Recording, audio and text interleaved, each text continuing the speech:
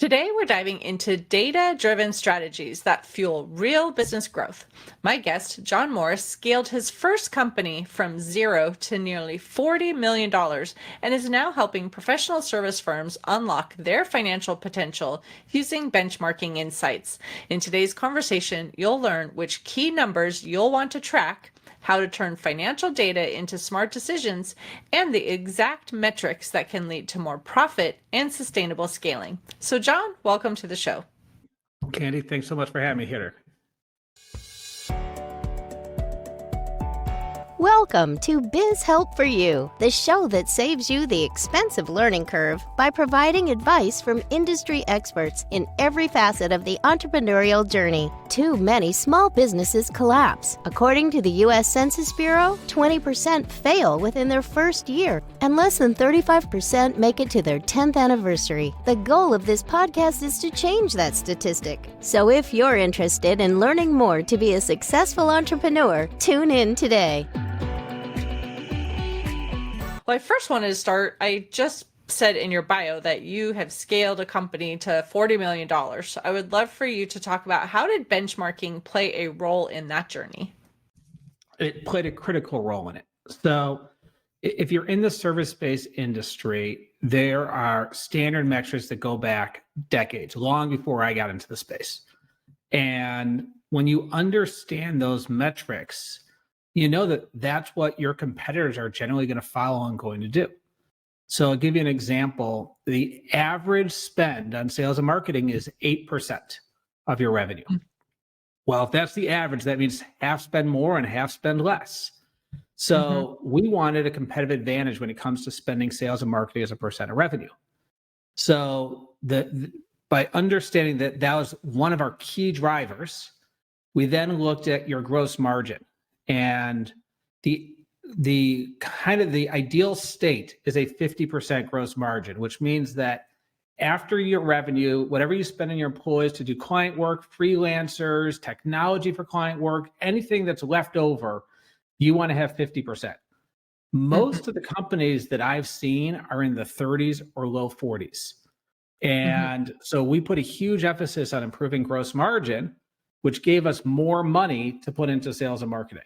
And we had a bunch of other numbers, but that's one example of how we use benchmark numbers as a key catalyst to driving growth. Well, people who are listening right now too might have heard that number where you're saying, you should have 50% after you've paid for your labor. And, we've had issues where, of course, labor costs continue to rise and people are nervous in the economy and don't really want to pay increases. So now we have opposite things happening, right? Where you've got expenses going up, income maybe not rising as much. So how does someone even make sure that they're getting to that number to have better profit? Well, look, there's lots of different businesses and lots of different industries, right? So I'm just speaking of the service-based industry. Your gross margin is what you pay for time. It's 80% of your cost. And it is true that there is constant cost of living adjustments. And at the same time, there is massive amounts of pricing pressure. I would say that there are three truths in the service-based world. Truth number one is that your employees want to be paid more and work less. Truth number two is that your clients want to pay you less, have you work more, and talk to more senior people. And truth number three is that there is some jerk like you or me that wants them to have a 50% gross margin, regardless of those two pressures. And so the reality is that you have to be disciplined. And I do believe in cost of living adjustments. So you should be annualized cost of living adjustments, but you need to look at your org structure. How many direct reports do you have per manager? You might need to look at nearshore or offshore so that you have the most talented employee possible at the lowest cost possible, regardless of the market they're in. You might need to look at automation and leveraging AI. So there's, the commitment needs to be to 50%. And you have these two negative forces coming at you, and you have to come up with constant creative strategies to stay there. Well, and we're going to be talking benchmarking too. And a lot of people maybe get confused between metrics and benchmarking and what does it all mean? And then how do I even figure out what those benchmarks should be? So do you want to talk about, for service-based businesses specifically, what should they be watching and why? Yeah. So first, my background is in the service industry. And so I'm going to give you metrics that relate to the service industry. I'll tie it actually to tech industry, but at the same time, what I'll explain is if this isn't your industry, you need to learn it for your industry. So the first thing is the holy grail metrics in terms of growth is 20% year over year growth. That's what consider the best of the best are consistently doing. And then the second metric is 20% EBITDA or profit. So that's kind of your foundational numbers. Now, in the world of SaaS, there's this thing called the rule of 40. And it's your growth rate plus your profit margin as a percent of revenue need to equal 40% or greater. So if you're growing at 40% year over year, then the world is okay with you having no profits. If you're growing at 80% a year, the world is okay with you losing 40% of your revenue. And if you take the 20% growth, 20% EBITDA that I mentioned before, it just happens coincidentally when you add those two numbers up to equal 40%. So if you think about the holy grail metrics in the service-based industry is very similar to the holy grail metrics of the SaaS world.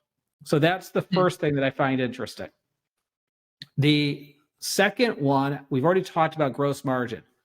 Most people do not realize how important of a metric that is. It is, in my opinion, the most important metric. And what I explained is that if you're below 40%, you're most likely losing money. If you're between 40 and 50%, you're choosing between making money or investing in the business. 50 to 60%, you're in the sweet spot. That's exactly where I want you to be. And if you're above 60%, you're kind of moving into software level gross margin. And what I want to make sure is that nobody's getting screwed. Like you're not burning out your employees and you're not under delivering for your customers. So if you have some secret sauce that allows you to charge a premium, great. But otherwise, really make sure that you're delivering and that you're, that you have concerns that the gross margin is too high. So, sorry, you go.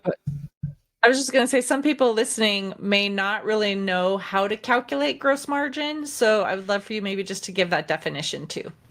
Absolutely. So the first thing is you need to know your revenue, which sounds like a strange thing to say that you need to know your revenue, but you'd be amazed at how many times people don't really know their revenue. So when someone comes to me, and I work with a lot of marketing agencies where they have a lot of pass-through revenue like media. You need to remove anything that is passed through, anything that you collect that you give to somebody else immediately, that's not your money. So you have to understand what your real revenue is. So to just give an example, you mentioned I went from 0 to 40 million in 16 years. I could have said my revenue was 250 million. And that technically from a gross revenue standpoint is accurate, but 200 plus million of that went to Google. It didn't go to me. And so I don't count that as part of our revenue. So what I call is your net revenue, that's the first number. The second thing you need to calculate is what I call is your cost of service or your cost of delivery. So this is, once again, anybody that you are paying to do client work, any freelancers, any technology, anything you license that goes against that revenue will go into your cost of service or cost of delivery. If you're not in the service industry, like if you're selling a product, that is basically what do you pay the product for, and then your cost of goods sold is how much did you pay for that product, and that would be your gross margin. So that'd be the way you would calculate it there.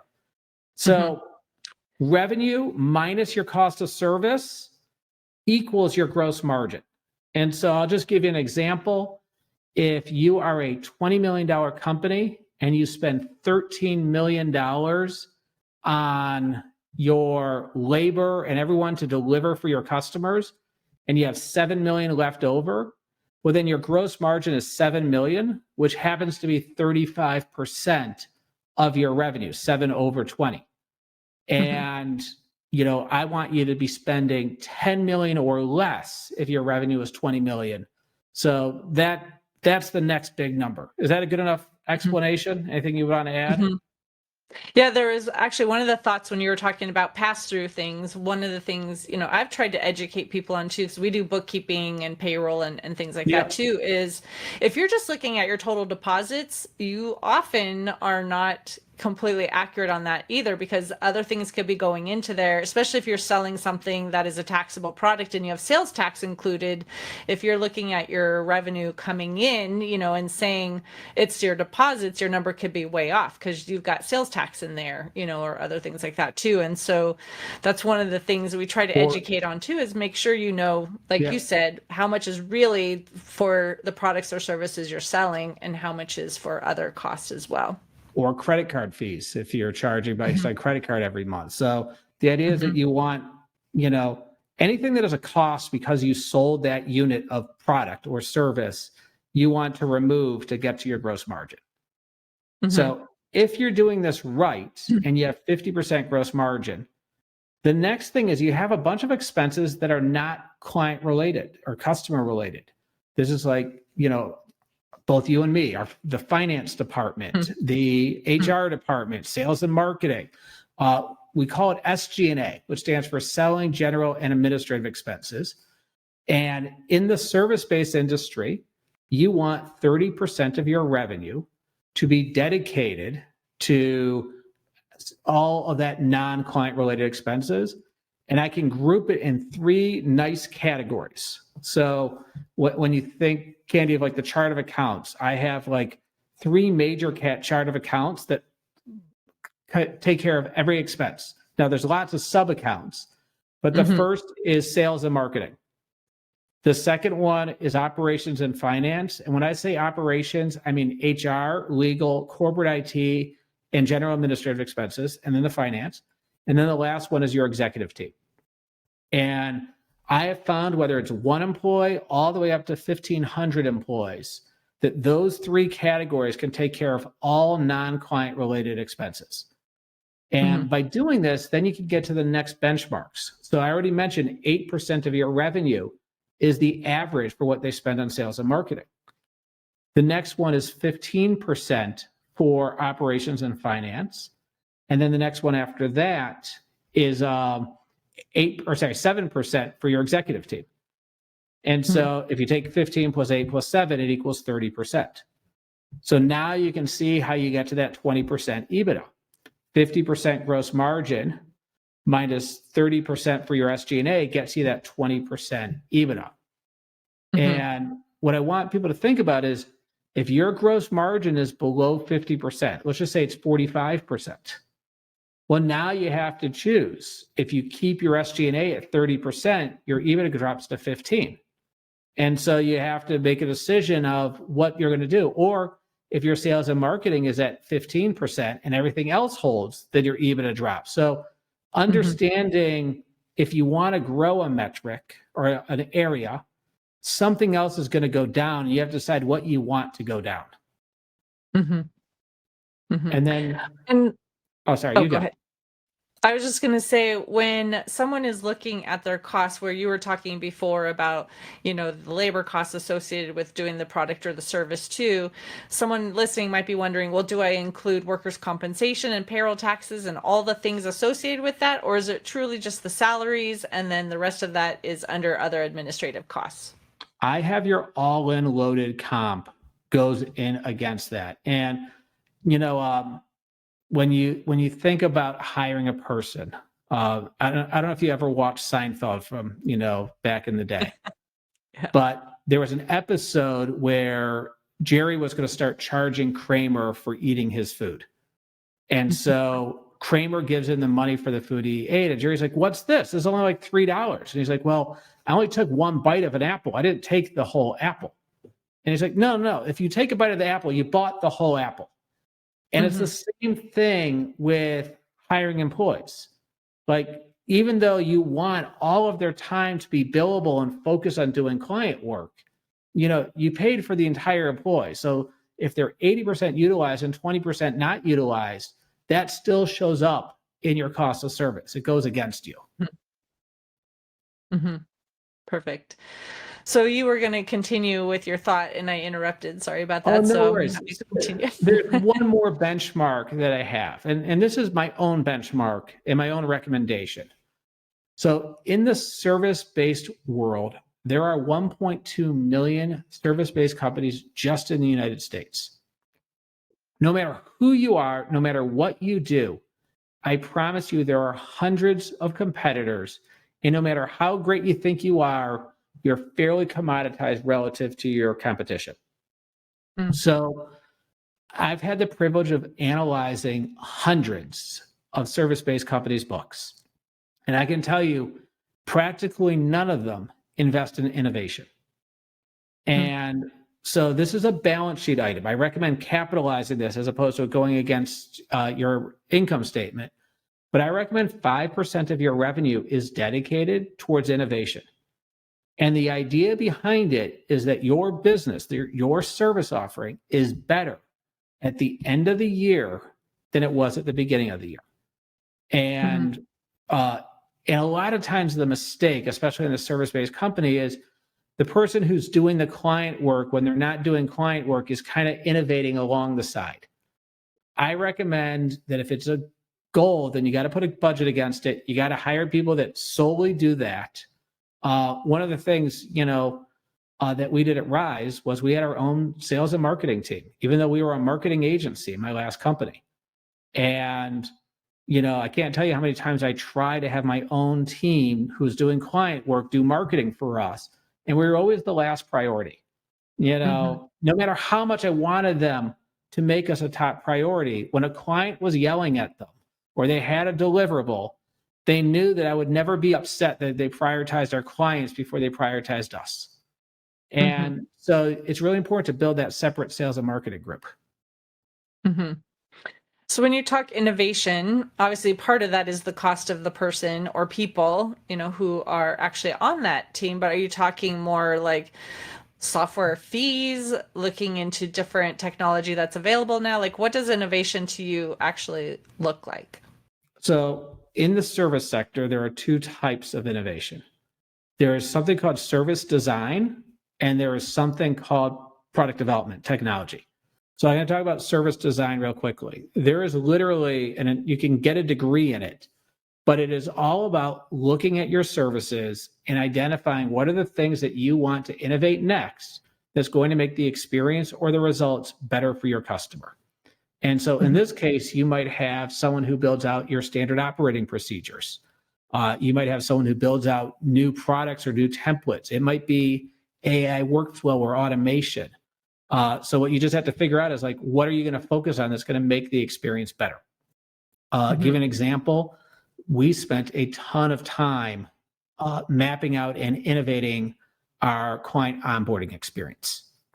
And so if you think about someone who signs up with you for a year and you think of the first 100 days, the middle 165 and the last 100 days, in terms of renewal, there's been all sorts of studies that show that the first 100 days is absolutely the most important of those three segments.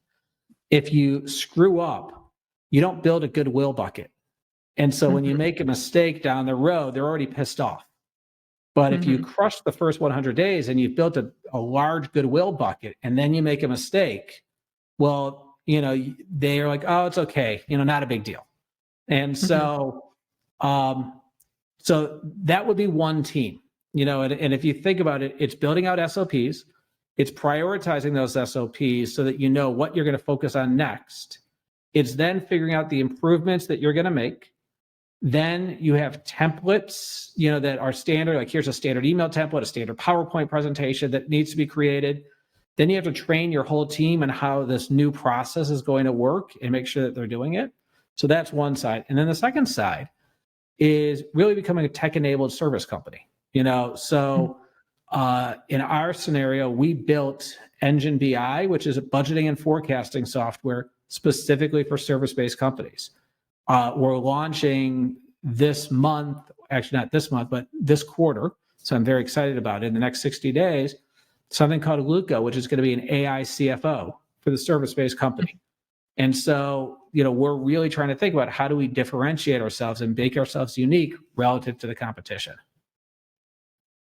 Mm-hmm. So obviously that's a great investment too. And someone who is starting their business might think this is hard because I don't have the budget for all these things, and I'm struggling, so they don't have the numbers exactly where they need to be.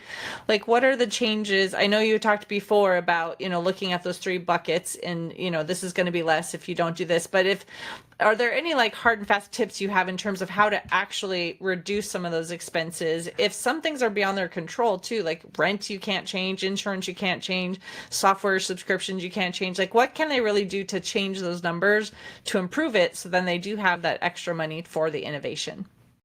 Most of the time, I think it really comes down to courage and that you really do have the answer to solve those problems. There are scenarios where I've seen where they have like massive amounts of debt and you can't restructure the debt. And there's not much you can do in that scenario. Or as you said, they've signed some lease that was way too big for them and they can't get out of the lease. But you might be able to sublet that lease, and move to a remote work environment. So I'll start with the most important number is that gross margin number. When I left Rise, our gross margin was 57%. And we were constantly focused on optimizing it and improving it. So if you think about it, 50% is what I want to get you to. We had 7 more points to play with. The other one is I'm actually okay with you having a lower EBITDA target, provided the investments are being paid off. If you think about like the S&P 500, I think like the average growth rate is 7% per year when you look at the history. So if you think about 20% where you're supposed to be, and let's just say you lower it to 10%, but you're going to use that money and look at, are you growing faster? So, at Rise, our average growth rate was 75% per year over that 16-year time period. So I was okay for many years. I've got 5% EBITDA target as opposed to a 20% EBITDA target because that allowed us to invest a lot more money into the business. And so that would be, one of the things I would look at. I did mention ideas of how to optimize gross margin before, like looking at how many direct reports per manager. Do comp studies. Make sure that you're not overpaying people for your different roles. There's all sorts of third-party companies that will give you an idea of how much you should pay somebody based on the market you're in. That part is getting harder for remote companies though too, because if you have people in different states and wages are way different in some states than others, California, New York, Washington, D.C., those are going to be a lot higher than places like Nebraska, Idaho or something like that too. So if they are advertising a position, for a range and they have to meet certain guidelines in these higher level states, how do they keep those wages within reason for the market where they're located or where that employee is located if you have a remote team and, that comes into play? It's a great question. I tend to look at it as we're going to pay you market rate for the market you're in. So if I'm hiring in Nebraska, you're going to get compensation based on being in Nebraska. And if you're in New York, you're going to get market rate for New York. So you'll get paid more. And I've made that very clear to my staff. It has not seemed to be an issue, at least in my organization. It might be in other organizations, but I'm very clear, like you get market rate for what the market you're in. Makes perfect sense.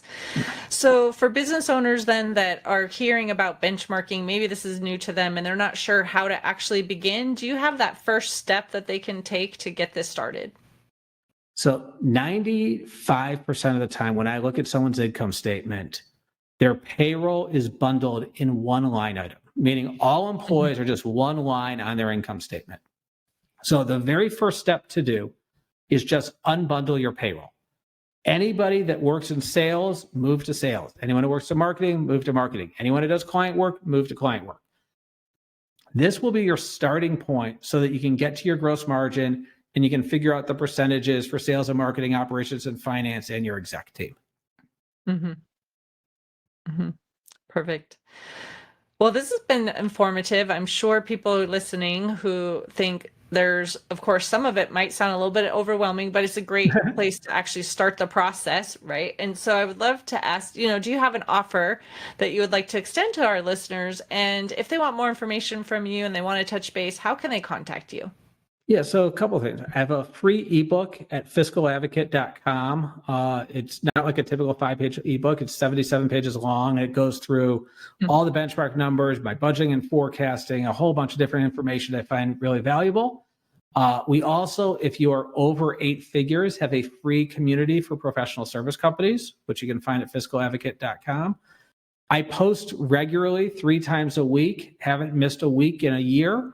On LinkedIn. And so you can follow me on LinkedIn, and you can always email me at jon@fiscaladvocate.com. Perfect.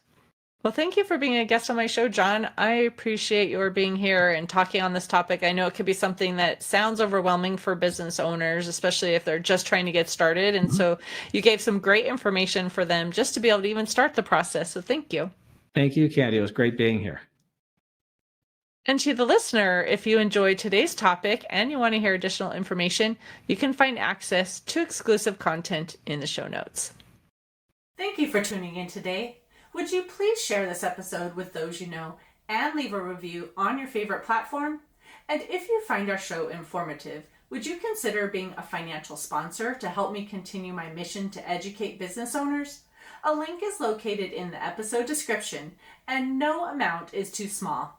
I'd really appreciate your support. If you are interested in connecting with our guest and receiving the offer they had to share, a link to our resource page is in the show notes.